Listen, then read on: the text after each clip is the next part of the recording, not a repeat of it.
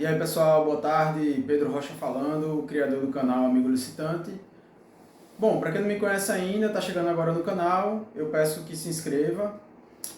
Eu converso sobre compras públicas, né? Aqui a gente trata sobre compras públicas, licitação, especialmente a fase de planejamento das contratações. E se você está chegando agora, pode se inscrever e já deixar o like aí no nosso vídeo, tá? Para ajudar a gente, fazer com que a gente compartilhe mais conteúdo de valor e disseminar esse conhecimento aí que é muito válido para boa parte dos servidores públicos. Bom, no vídeo de hoje eu vou trazer aqui para vocês 11 dicas para você conseguir estruturar um setor de planejamento aí no seu órgão, um setor de planejamento de contratações aí no seu órgão. Pois eu acredito que existe essa necessidade em virtude da legislação atual, então é interessante que você crie um setor de planejamento aí no seu setor de licitações para resolver e para tomar conta da fase de planejamento da contratação.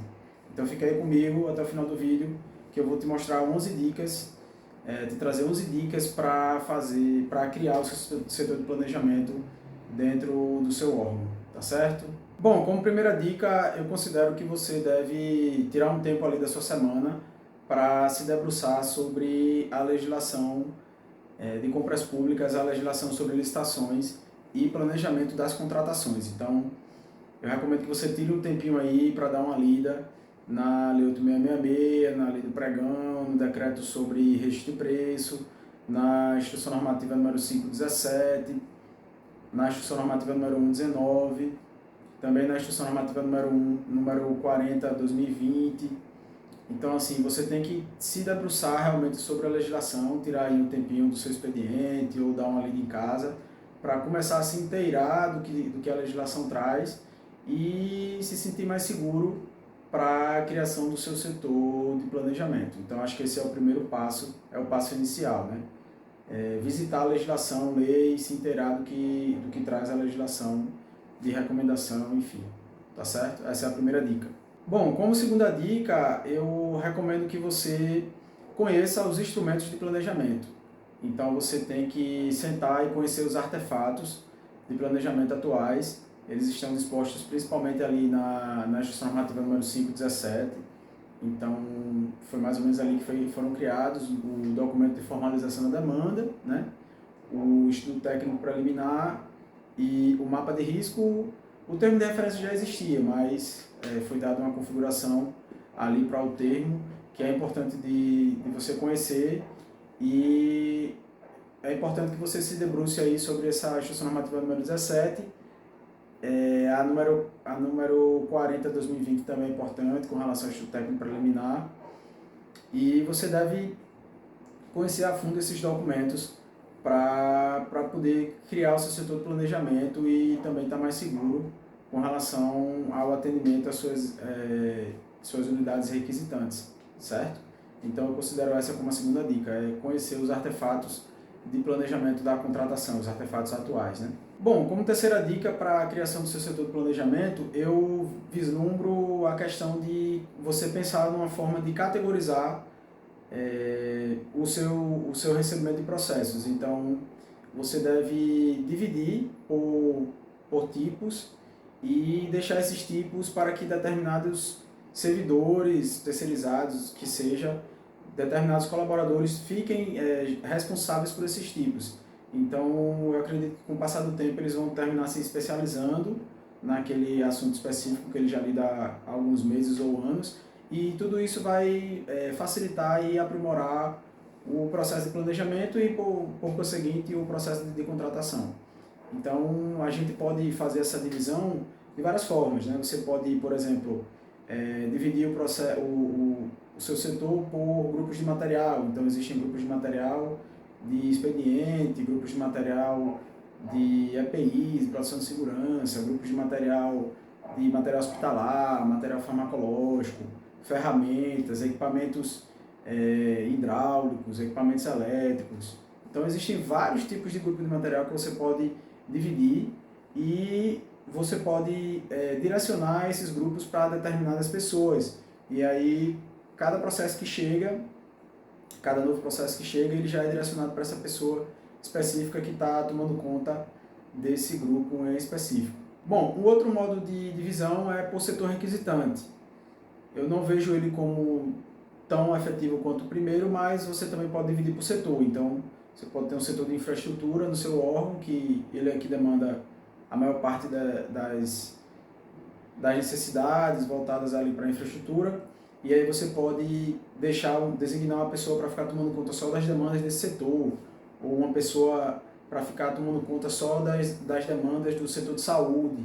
Então você pode separar também por setor requisitante, fazer essa delimitação de assuntos por setor requisitante, tá?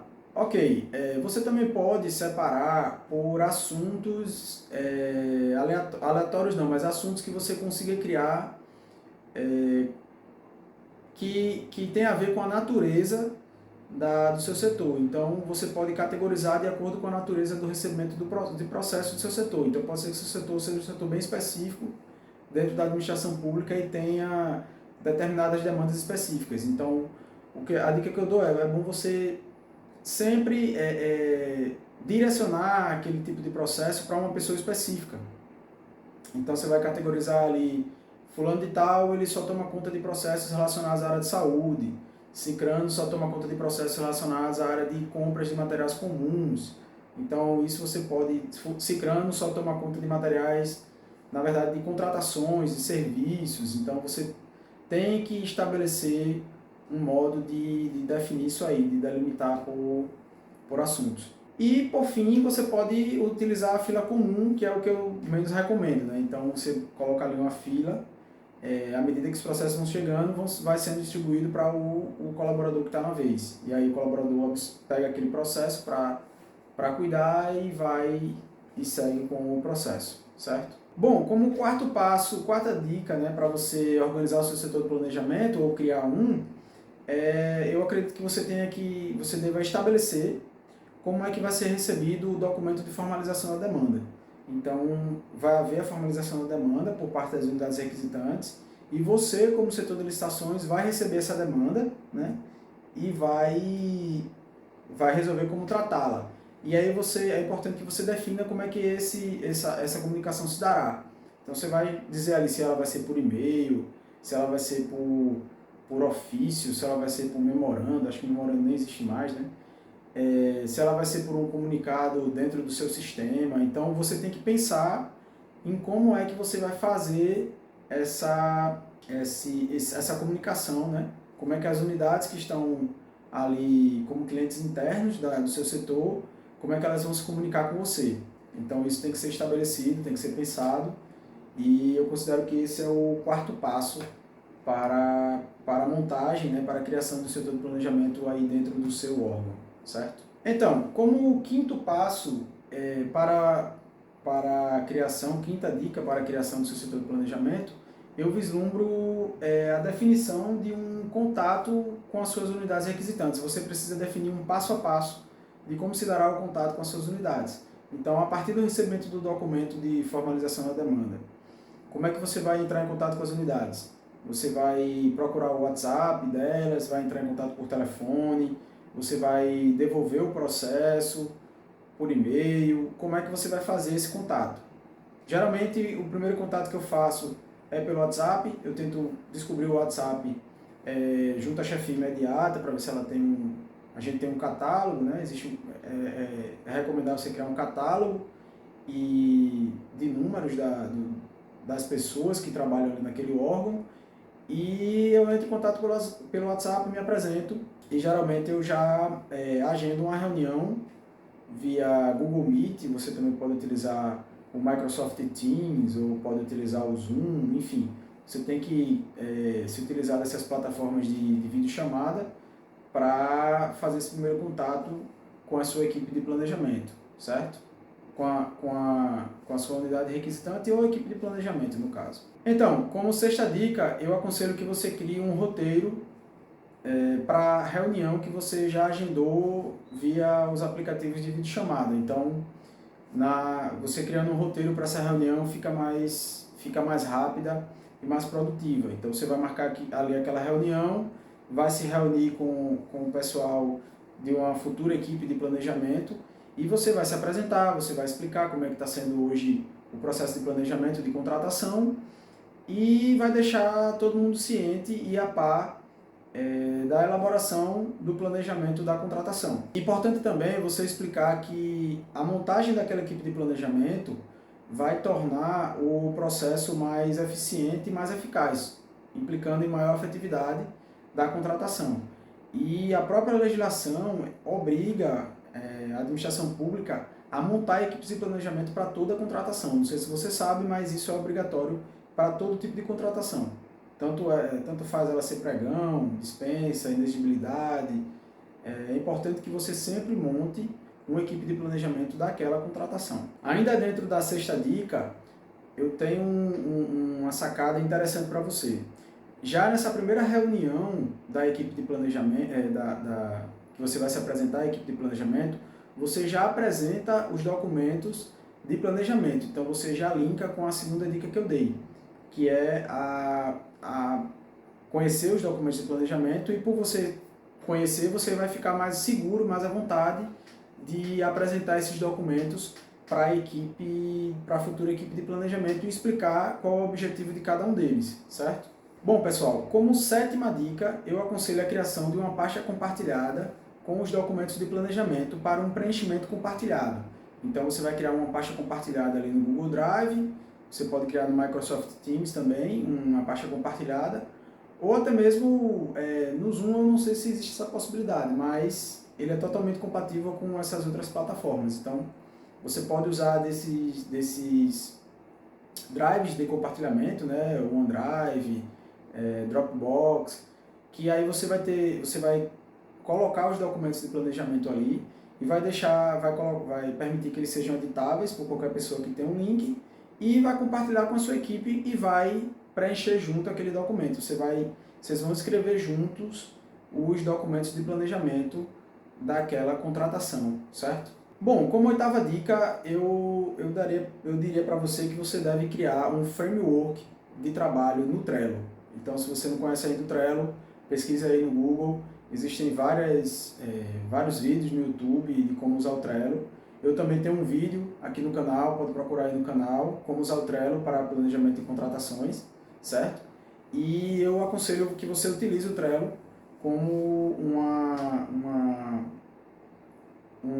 uma plataforma de gerenciamento das suas licitações. Então, com o Trello você vai poder criar cards com relação a cada processo, você vai poder visualizar o estágio e status de cada processo, vai poder aprazar as reuniões, colocar documentos, salvar documentos, se comunicar com o pessoal que é da equipe de planejamento. Então, o Trello é uma ferramenta muito útil e casa perfeitamente com essa lógica de criação da equipe de planejamento.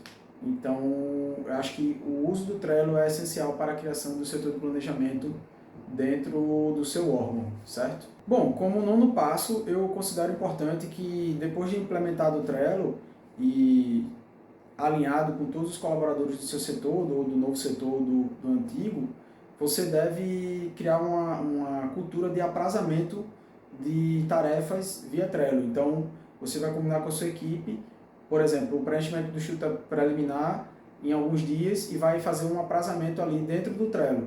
Então, o Trello é muito tranquilo de usar, muito fácil. Você vai colocar ali e quando bater o prazo, você vai entrar em contato com a equipe, ver as dificuldades e vai lidando e encaminhando o processo de planejamento para que ele corra da forma mais célere possível, ok? Então essa, no caso, é a nona dica para quando da criação de um setor de planejamento dentro da sua instituição. Bom, e como décima dica, eu considero que você deve criar um checklist para finalizar o processo, né?